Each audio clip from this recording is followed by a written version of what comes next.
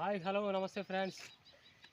అందరూ ఈ మధ్యకాలంలో మెసేజ్ పెడుతున్నారు, ఒకసారి చూసుకోండి. ఏంటంటే థియేటర్లకు జనాలు పోతుర్రా పోతలేరా?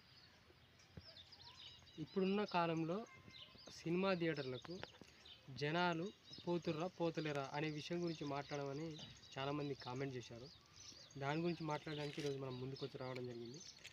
ఫ్రెండ్స్, ఈ మధ్యకాలంలో చాలా సినిమాలు రిలీజ్ అవుతున్నాయి. ఒక్కొక్క వారానికి ఒక 10-20 సినిమాలుగా రిలీజ్ అవుతున్నాయి. కానీ జనాలు మాత్రం ఎక్కువ శాతం పెద్ద సినిమాలకు మాత్రమే థియేటర్లకు వెళ్తున్నట్టుగా మనకు సమాచారం అందుతుంది.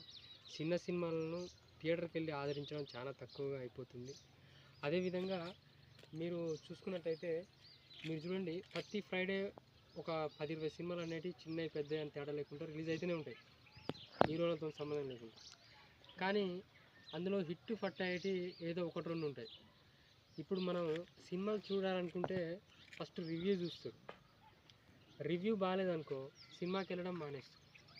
అది కాకుండా ఇప్పుడు మనకు సోషల్ మీడియా ప్లాట్ఫామ్లో చాలా చాలా చాలా పైకి లేవటరా చాలా సోషల్ మీడియా ప్లాట్ఫామ్స్ ఉన్నాయి.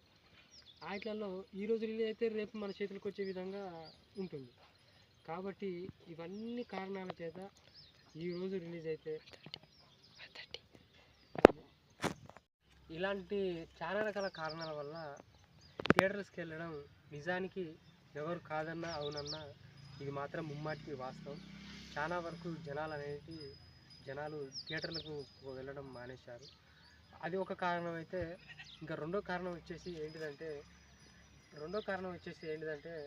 మనకు టికెట్ రేట్లు అనేవి ధరలు అనేవి చాలా పెరగడం జరుగుతుంది. ఆ పెరగడం మూలంగా కూడా మనకు జనాలు అనేది చాలా తక్కువ మంది థియేటర్లకు వెళ్ళడం జరుగుతుంది.